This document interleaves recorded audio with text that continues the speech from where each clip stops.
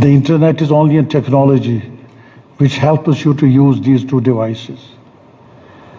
Now, ever since they have come into existence, they were invented now a few decades back, they are in use everywhere all over the world. And in fact, I hardly see a person who is not holding a mobile phone. Whether you go to airports, you go anywhere, you find them using the mobile phones. So what we actually need to focus on is that while this mobile phone computer has a tremendous advantage, it has its own merits also. The information it provides has a merit on it. The way you can speak and chat on this has a merit in it. The way you can access globally any person on this planet, it has its own merits. Now the demerit part of it is you become sedentary. You just sit at one place, possibly because you love to stay. You don't go in for physical activity. Now it is this negative side of use of these gadgets which becomes a matter of concern for us. But of course, the teenagers, when they use it, there is something more to it, whether their morals are also getting corrupted by the frequent use of computers and the mobiles. That's an aspect which is altogether different. But its use also cannot be ignored. I also feel that we can never close down this technology. In fact, there is further progress made in this technology with the use of now this artificial intelligence, AI. So these are the things of future. They cannot be stopped. Then what can be done? It's really a complex issue. Whether I'm proceeding on an assumption that this is misused by the people who are less than 16 years of age. I'm assuming that. Of course, it's not an absolute standard I'm saying. I know the elders too also misuse it for different kind of problems which they have, and they find answers for their problems through this internet, through these devices. So it is this misuse with which we should be concerned. Now this misuse is directly relatable to the time you spend on the screening. Are you using this phone for 2 hours in a day? Are you using it for 5 hours in a day? How much time do you spend in the use of this phone? When I look at the children less than 16 years of age, I sometimes feel that the government itself has promoted and encouraged the use of this system in the schools, in colleges, in universities. So there is a promotion of digitalization, and these two devices are to be used in that digitalization. So there is a conscious attempt, maybe with good intentions, of going paperless, as they call it, with good intentions of accessibility, of communications. Maybe those are the intentions. But in the process, you spend more time on watching and screening. Unfortunately, in our state, there are no researches done. Dr. Romshi is here, who is bothered about Jammu and Kashmir, and will do research as to what is the percentage of the children who are using this phone. Is it 98%? Is it 75%? 20%? One doesn't know that. And how many they use it in urban areas and how much they use in rural areas. We don't have research facilities, and therefore, as the Secretary pointed out, relying on the experts and the scientists of the West. They have gone into these questions and tried to find answers to these questions. One of the important things they found was the effect of use of these mobile phones and computer was on the health of an individual. How does it affect his health? Now the health, as Dr. Romshi said, it's kind of a distraction. It doesn't allow you to play. It's a very, very natural tendency in a child to look at the films, to look at the photos, to look at all those things. And therefore he would like to spend more time with it rather than going out. I remember when we were the kids, and I was, I think, 12 or 13 years of old, I love in my life the falling snow. I would go out, run, come and then have a cup of tea, a hot cup of tea, and may have sachoru with it. That was the greatest pleasure I could have at that point of time. But today, when it was snowing, if you go in your car and move around, Hardly you find a child of the age of 16, 17, 18 making snowballs or making a snowman and so on and so forth. But he's stuck up with this device which he's having.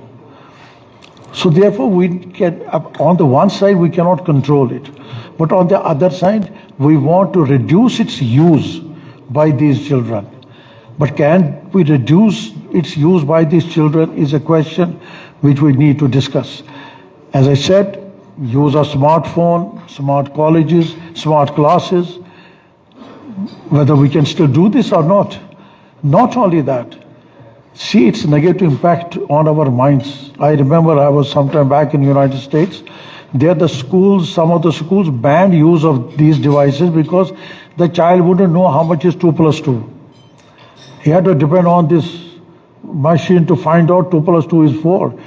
He wouldn't know multiplications. He wouldn't know ratios. He wouldn't know how much is percentages and decimals and so other things, because everything is provided by that.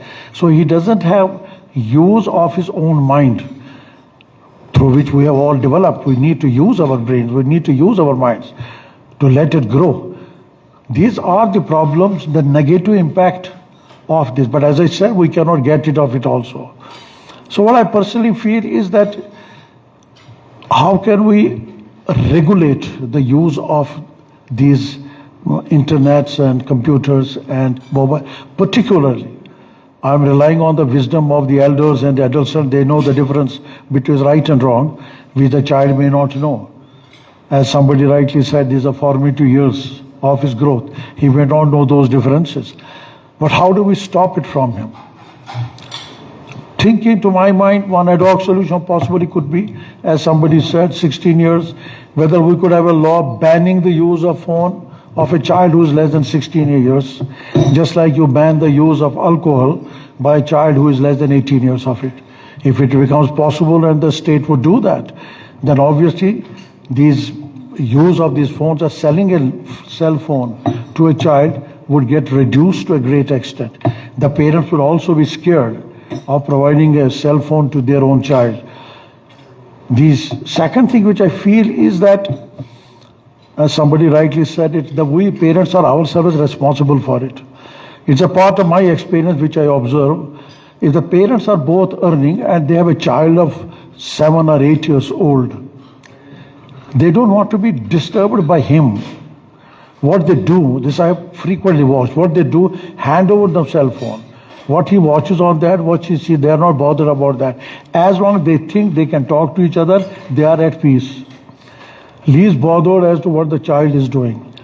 This is something where the elders will have to revisit this kind of an approach in their relationship with their child, providing him with a cell phone for their own pleasure, for not being disturbed. This happens in families, this happens everywhere. You must have also seen, if you talk to an ophthalmologist, you will see that the children now, majority of the children, lot of children, maybe out of 10, 3 or 4 children are now using spectacles, only because of excess use of these mobile phones or computers. So the second possible control could be only by the parents. The parents have an extremely important role to play on this, while at the same time they will have to create a balance while providing information to the child, whatever he may need in a classroom for his studies. At the same time, it is ensured he does not misuse this freedom which is given to him by use of this device. I'm told that there are devices, I know that in computers there are parental control devices. They cannot watch many things like pornography and all that cannot be watched by the children because that gets controlled. So all those things will have to be adopted, and so far these cell phones and other phones are also concerned. Then also now, how do we encourage the children to leave their homes and indulge in a physical activity? Who will play a role in that? My own experience is, where are the playgrounds for children? Who would do that? There are no playgrounds for children today, anywhere. We are so much commercial minded, we have converted every park, everything into a commercial enterprise. Where are the playgrounds? The state alone can provide these playgrounds, I think even mohalla-wise, and somehow to create such conditions for the children that they leave their homes and go and play outside. whether that is handled by sports authority or Mala committees or whatever it is. I'm not getting into those details, but what we are saying, objectively, the child must leave his home at least at 5 o'clock in the evening or on a holiday and go and play outside. Now, what will he play there? Some facility has to be provided. If he loves soccer, he loves cricket, he loves any other game, those facilities have to be provided to him. Maybe some clothing may be provided to him, he's a poor child, and so on and so forth. And there, I think if the civil society comes forward and provides such facilities to the children, that can be done. Otherwise, it is primary responsibility of the government to provide these facilities to these children. They have to be allured. You have to create a motive. You have to create some kind of an interest in this child that he must leave his home out and play. How do we create that motive? How do we create that interest in him? Is something which we need to consider and see how best it can be done. Maybe we also have in Kashmir one very good thing. If one child does very well, the other will try to follow him. So it is possible that in a mohalla, out of 100 children, if 10 start playing, they might attract the remaining 20, 30 also. That's a good quality in us. Like it may be a sheep-like quality, but I see the positive side of that sheep-like quality too. So therefore, they must follow them. And if they find him healthy, they find that his brain is more active and alert, who plays in this cold weather, in the fresh air. They find him smarter. They find him better. He has that, the red cheeks of a teenager. Possible that could attract these children to leave their homes and go out and play. Where again the role of the parents come in. They need to do that. They need to tell that. And then lastly, I would like to state that time has come when parents have to spend some time with their children. I think, I don't know, researches have been done and they do show that bringing up a child is a matter of responsibility. Their birth is not a matter of accident. Once you have decided to have a child after you get married, it's a matter of great responsibility to bring up the child. But do the parents believe that they have this responsibility? Or it is just the man and the woman sleeps and you have a child and that is the end of the matter? Rest the God will take care of the child, I'm not bothered. About education, school will take care. So far as the homes are concerned, like he lived, he will also live like that. I think the times have changed. You have to pay more attention to your children. So you have to make your children your friends. I've been always saying so. You have to be intimate with your children. You have to spend your time, howsoever busy you might be. Whether you are Obama or you are Trump or you are anybody as busy as them. You have to spend some time. Now this is something which the parents have to do. Is it possible for us to ensure that? Again, no. Are they persuaded by logic? No. Do they understand this? Maybe, may not be. Do they think that it's a responsibility to bring up the child? I don't know whether parents think like that. Unless this thought process is corrected in the mind of the parents, that bringing up child is a matter of responsibility, I don't think we can achieve this objective of preventing the child from excessive use or misuse of these systems. While maintaining, therefore, I am of the opinion that while maintaining the balance between the use of these devices, as I said, they are things of future, we cannot get rid of them, but at the same time, we need to see also that it does not adversely affect his quality of sleep. He might develop insomnia, his memory will also go down, it will affect his neurons, it affects so many things because the constant bombardment of the radiations which come out of these devices. You may not feel them in the beginning, but later on in the age, you might have adverse effects on your health itself. So therefore, we're maintaining that balance. I would say that the one responsibility of the state, the governments, which has to ensure that the child less than 16 does not have the use of this, except maybe in the schools where there would be a controlled exposure on the computers so that he has access to the information which he needs. Second, within the homes, the parents have the responsibility. And who is going to tell the parents? Nobody can say to the parents anything. We just are few people sitting here, we might tell our children. We understand this if we believe in this. But otherwise, the population of city of Srinagar is 20 lakhs. Who is going to speak to 20 lakh parents and tell them that you be friends with your children?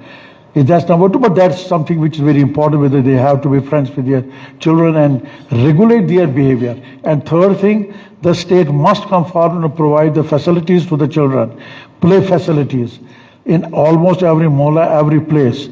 And the state must come heavily on these massive constructions everywhere without providing any space for the children to play. I think that if this is done, we might succeed to a great extent in the purpose and the object of the matter, the issue which we are discussing today. Thank you very much. Thank you very much, Zafar Saab. Now I would request